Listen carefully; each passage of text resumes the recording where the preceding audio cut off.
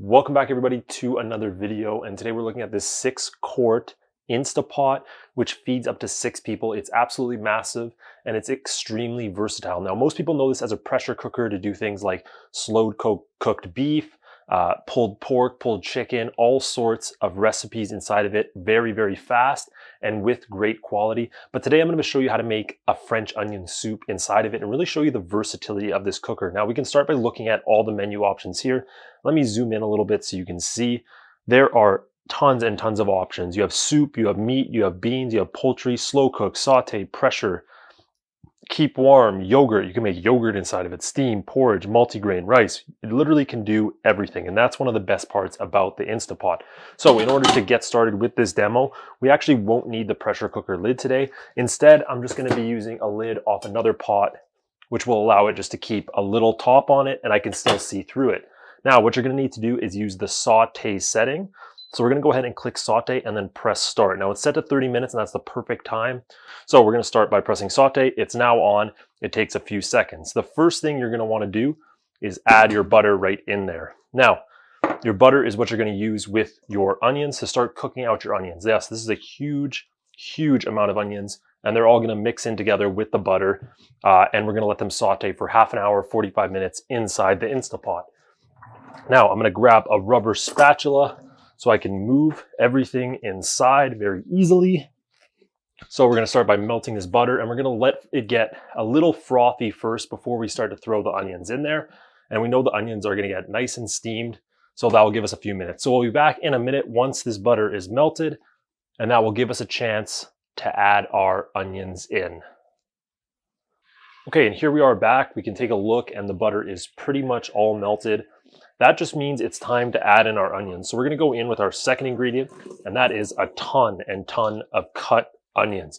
Now look how much room is left, even with, I believe that's 10 plus onions inside of there.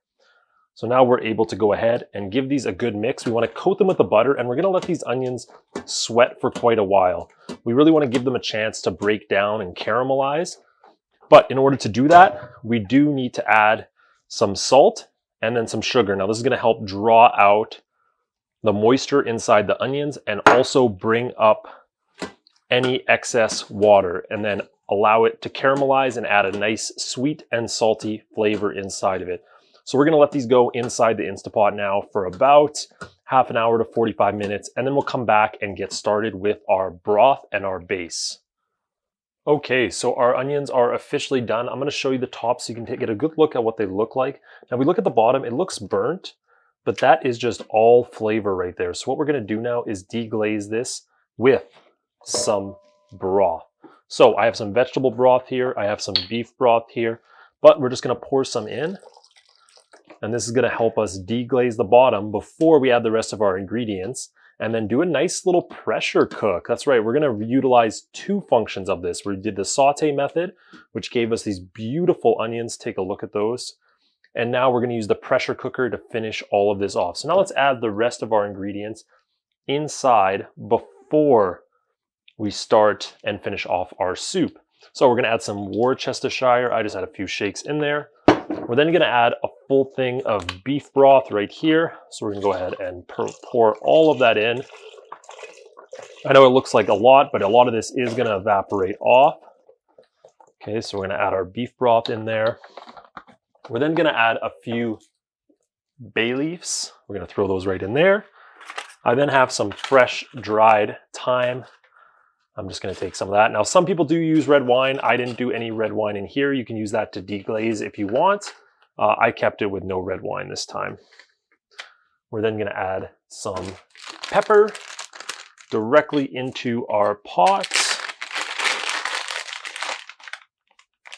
And I'm going to add a little bit more broth.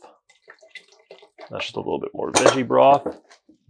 And then we're going to bring it on top, give it a mix. I know it looks soupy, but like I said, keep in mind this is going to cook down and just become all flavor right here. That's right, look at that.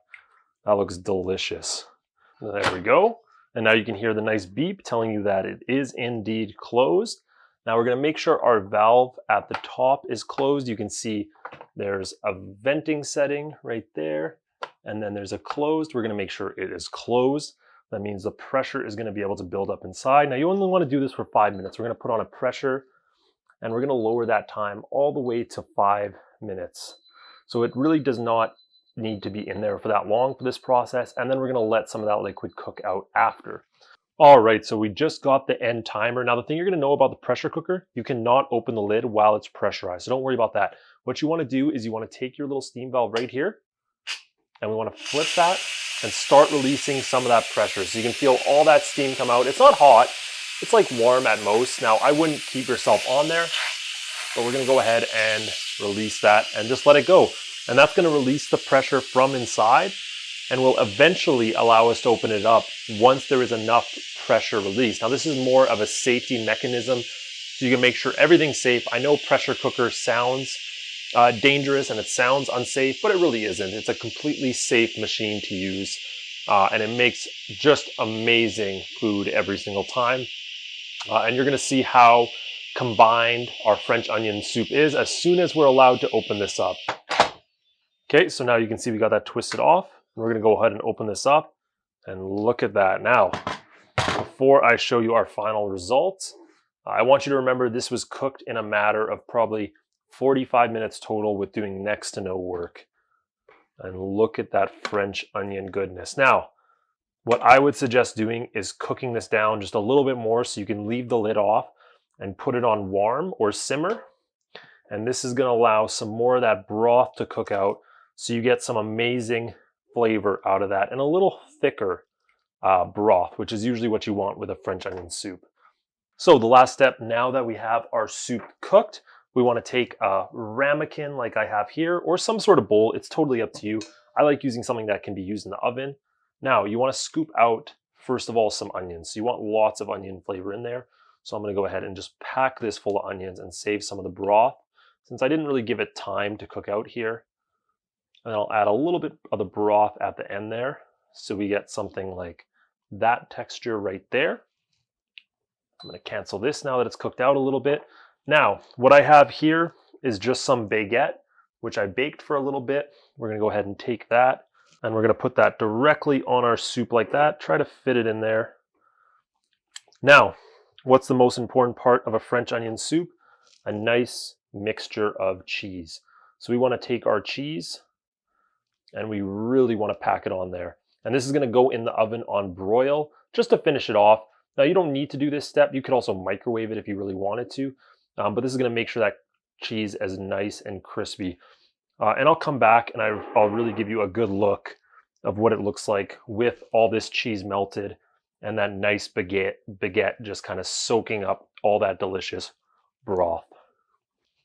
Okay, so you can now see that this was in the oven just on broil. And look at that amazing fresh French onion soup that we made in just a matter of minutes. Look at that. That's what you can make with this pressure cooker from Insta. Make sure you check it out.